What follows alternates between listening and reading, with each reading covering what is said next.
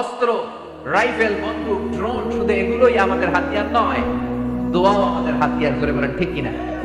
সবকিছুর দৌরাত্ম, খবরদারি যেখানে শেষ, মুমিনের দোয়ার কারিশমা সেখান থেকে শুরু। কথা বুঝতে পেরেছেন? সবকিছুর দৌরাত্ম যেখানে শেষ, মুমিনের দোয়ার কারিশমা সেখান থেকে শুরু। চিল্লায় বলেন ঠিক কিনা? এজন্য বিশ্বনবী বললেন, দোয়া সিলাহুল মুমিন, দোয়া হচ্ছে মুমিনের অস্ত্র। আপনি যদি মিসাইল হামলা করেন, ড্রোন ক্ষেপণাস্ত্র হামলা করেন, ওই ড্রোন যেমনি লক্ষ্যবস্তুর মধ্যে যে আঘাত করবে, দোয়ার মতো দোয়া করতে জানলে আপনার দোয়াও যে আপনার অভিষ্ট লক্ষ্যে পৌঁছে যাবে। ঠিক কিনা? অনেকে বলে, হুজুর অনেক দোয়া করি, আমার দোয়া কবুল হয় না, এরকম একটা অভিযোগ আছে না নেই? জোরে বলেন।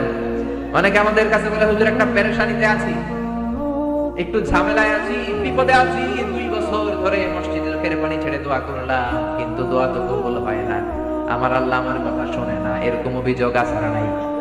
এর কারণ দোয়াটা সিনসিয়ারলি হয় নাই, আন্তরিকতার সাথে হয় নাই, মনোযোগ দিয়ে হয় নাই। সিনসিয়ার দোয়া এটা অনেক পাওয়ারফুল, অনেক শক্তিশালী, এটা কখনো মিস হতে পারে না। চিল্লায় বলেন ঠিক কিনা?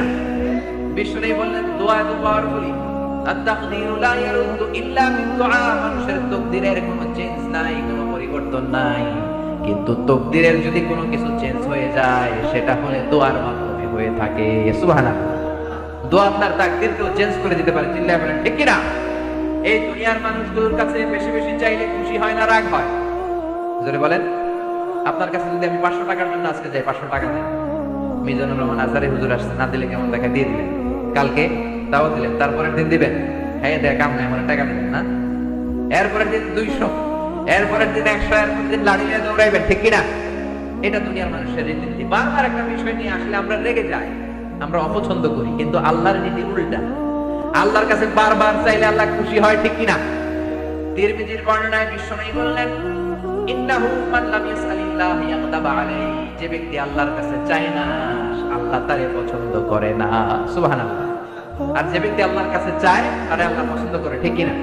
এজন্য চাইতে রাজি আছেন, দোয়া করতে রাজি আছেন? কার কাছে করবেন? নাকি ছোট হুজুরের কাছে, বড় হুজুরের কাছে, দাদা হুজুরের কাছে, ল্যাংড়া বাবার কাছে, খাজা বাবার কাছে, দুর্গায় যে, দরগায় যে, কোথাও যে কিছু আমরা চাইবো না, চাইবো একজনের কাছে। তিনি কে? কারণ তার কাছে আমরা যাই চাই, তিনি বলে, যাও দিয়ে দিলাম, যাও নিয়ে যাও, ইয়েস দেব, আমি দেব, আমি দেব। তিনি সব সময় বলে আমি দেব, তিনি সব সময় বলে ইয়েস, নো এটা তিনি বলে না। আল্লাহ ডিকশনারিতে নো নাই, কি নাই? আপনি যখনই চাইবেন আল্লাহ বলে ইয়েস দেব। তাহলে বলবেন, হুজুর এত কিছু চাইলাম, দিল না কেন? আপনার মন মতো দিবে না। আল্লাহর দেওয়ার একটা ক্যাটাগরি আর সিস্টেম আছে না নাই? আল্লাহ 3 ক্যাটাগরিতে দেয়। কয় ক্যাটাগরিতে? 3 ক্যাটাগরি। ক্যাটাগরি নাম্বার 1, আপনি চোখের পানি ছেড়ে আল্লাহর কাছে কিছু চাইলেন, আল্লাহ বলে দেব, ইয়েস কি বলে? কারণ আল্লাহর কাছে তো নো নাই, কি নাই?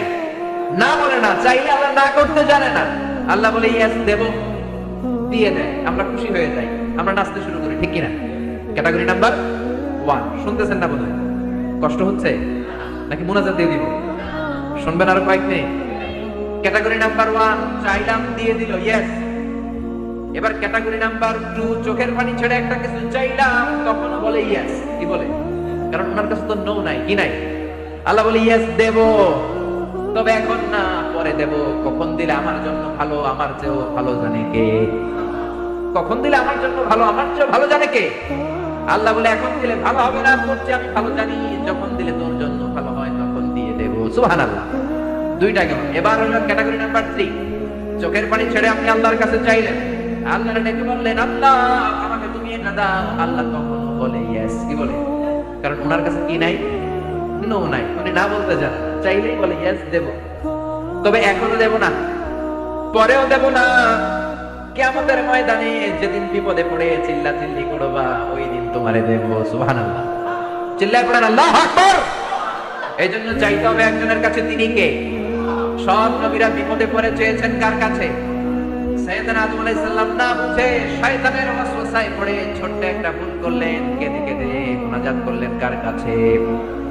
পড়েন সবাই, রব্বানা যালামনা আনফুসানা ওয়া ইল্লাম তাগফির লানা ওয়া তারহামনা লানাকুনান্না মিনাল খাসিরিন। আল্লাহ, আমি গুনাহ করেছি, অন্যায় করেছি, অপরাধ করেছি, আপনি যদি ক্ষমা না করেন, ক্ষমা করার মতো দ্বিতীয় আর কেউ আছে নাকি বলেন? আছে? এজন্য ক্ষমা চাইবেন কার কাছে? আরো জোরে কার কাছে?